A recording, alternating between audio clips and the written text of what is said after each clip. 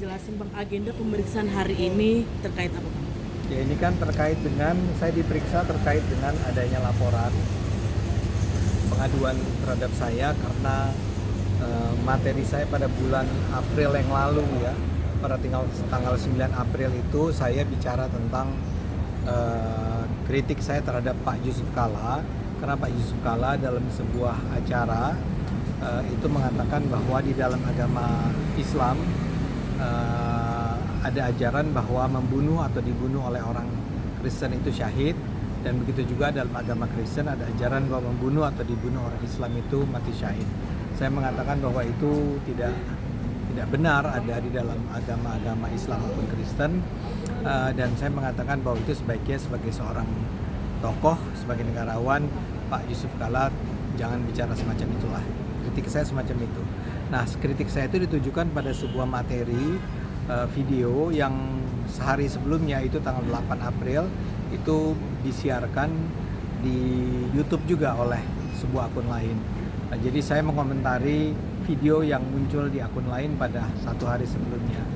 Nah, itu kan jadi rame ketika itu, dan ternyata sekarang baru dilanjutkan ke tahap klarifikasi. Jadi saya diminta klarifikasi tentang apa yang saya katakan, dan tuduhan yang diajukan pada saya adalah dugaan bahwa saya menyebarkan permusuhan atas dasar SARA. Oke, Bang. Berapa pertanyaan tadi Pak? Ada sekitar 30 kali ya. Dimulai dari jam 10 tadi ya Bang? Setengah 11. Oke, Bang, ini kan yang melaporkan adalah DPP Bukan. Oke. Ternyata bukan itu. Ya, paman siapa gitu namanya. Oh, bukan dari DPP Jenderal itu? Bukan Dan dari organisasi. Bukan. Dan Oke. Orang. saksi meminta agar Abang segera ditetapkan sebagai tersangka atas statement Abang itu. Bagaimana Bang? Siapa yang minta itu? Saksi sebentar. Sekretaris Jenderal DPP Hidayatullah Muhammad Ismail. Oke. Ya nggak apa-apa kan, itu hak dia untuk minta saya dijadikan tersangka kan.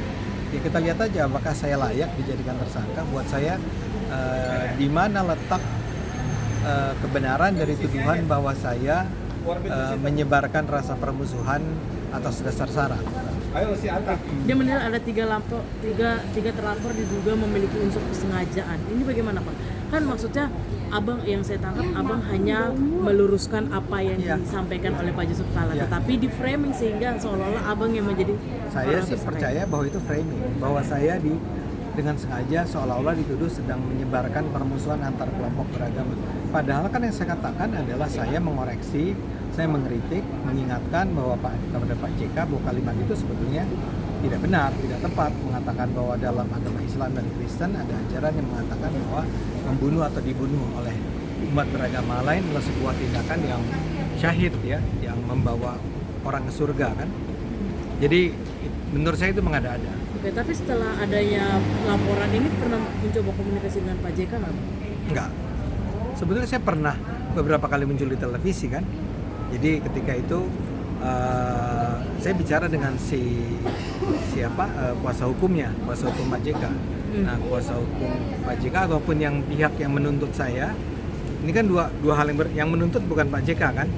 Ya, jadi ketika itu saya mengatakan bahwa kalau saya sih sebetulnya tidak merasa bahwa saya bersalah ya, tetapi kemudian tapi kalau harus bertemu dengan Pak JK saya bersedia, tapi si kuasa hukum itu justru mengatakan ketemu atau tidak ketemu dengan Pak JK tetap ini adalah sebuah perkara hukum. Tapi menurut tanggapannya gimana Pak Ade, dilaporkan oleh organisasi juga di sini? Akhirnya kan lapornya kan banyak gitu. Iya, saya juga dengar ada bukan cuma satu orang ini yang mengajukan memperkarakan saya, cuman menurut saya saya diperkarakan atas dasar apa? Kalau saya dikatakan memanas-manasi menyebarkan kebencian atas dasar SARA, buat saya itu nggak masuk akal. Ya mau berapa juga boleh sih, namanya juga negara demokrasi. Tapi saya ingin mengingatkan bahwa sebetulnya kan sudah ada pernyataan bahwa seharusnya kasus-kasus di dunia digital itu tidak ditangani langsung oleh kepolisian kan. Mahkamah Konstitusi sendiri yang seharusnya yang mengingatkan bahwa itu seharusnya tidak diselesaikan melalui kepolisian. Tapi saya nggak, buat saya pribadi, saya adalah warga negara yang ya kalau orang menuntut saya, ya sudah saya hadapi saja. Karena niatnya abang tuh bukan Hanya untuk meluruskan Bang. menjelekkan Iya ya, untuk kan saya untuk bukan jelek. menjelekkan, saya tidak memanas-manasi, saya tidak sedang memprovokasi. Saya itu sedang mengatakan kepada publik bahwa tidak benar bahwa di dalam Islam maupun dalam agama Kristen ada ajaran yang mengatakan kalau kita membunuh atau dibunuh umat beragama lain itu adalah sesuatu yang akan membawa kita ke surga atau kita mati syahid. Artinya setelah pemeriksaan penyelidikan hari ini terhadap sebetulnya kalimat yang dia gunakan permintaan klarifikasi. ya di tahap penyelidikan kan, belum naik tahap Ya. penyidikan. Ya mungkin seberapa optimis untuk kasus ini tidak naik ke tahap penyidikan, Pak? Oh, saya sangat optimis. Menurut saya tidak ada satupun dalam kalimat saya yang dimuat di Cokro TV itu mengandung muatan yang memprovokasi, yang memanas-manasi, mendorong kemarahan.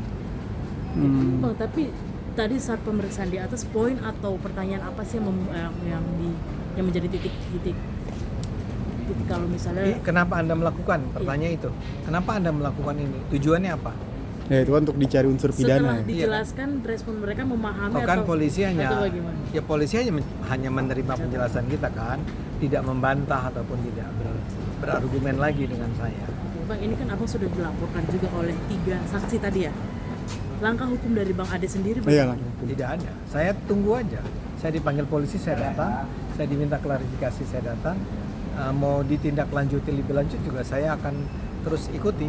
Tapi saya sangat yakin, tadi saya katakan pada Anda kan, saya sih sangat yakin bahwa ini tidak akan naik ke tahap penyidikan. karena memang tidak ada unsur. Apanya? Abang didampingi kuasa hukum Belum. hari ini? Belum karena kuasa hukum mengatakan nanti aja kalau udah misalnya sampai tahap akhirnya dinyatakan lebih daripada sekedar, kalau udah bukan lagi klarifikasi gitu ya, mungkin perlu ada. Oke. Bang, abang kan berpendapat kalau misalnya abang yakin laporan ini tidak akan naik ke tahap selanjutnya karena memang tidak ada ditemukan unsur penghinaan, ini hanya meluruskan. Tapi menurut abang apa sih Bang yang menjadi alasan mereka sampai 3 saksi melaporkan abang? Saya Dan nggak berani jawab. Ada unsur politik kah? Iya Bang. Saya nggak berani jawab.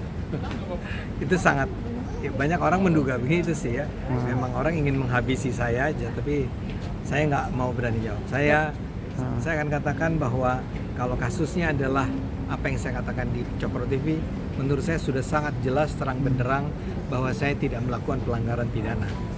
Oke, ada pesan untuk yang pelapor kah? 3 orang ini mungkin boleh jelasin nggak Bang? 3 orang ini. Saya Tadi nggak kan kenal. abang bilang paman. Saya nggak kenal sama sekali. Kenapa orang itu melaporkan saya nggak ngerti. Yang dari organisasi saya nggak ngerti. Orang ini menurut saya ingin memenjarakan saya, itu aja. Nah tujuannya apa itu yang saya nggak tahu. Kenapa saya harus dipenjara itu saya nggak ngerti. Agar pesannya Bang, mungkin untuk mereka? Ya buat mereka yang akan menggunakan kasus ini untuk tujuan-tujuan politik yang sempit, menurut saya sebaiknya berhentilah. Jadi kita harus mengajarkan kepada publik bahwa semua kita adalah sebuah negara hukum yang menghormati hukum. Dalam hal ini kita penting bagi kita untuk melindungi kebebasan orang untuk berargumentasi, berpendapat, berekspresi. Yang saya lakukan adalah sekedar mengkritik seorang tokoh yang memang sangat terkenal, dan saya rasa kritik saya tidak sedikit pun mengandung sesuatu yang bisa melanggar pidana. Kalau itu kemudian berusaha dibungkam, berusaha dihabisi untuk tujuan politik apapun, itu bahaya buat demokrasi kita. Ya,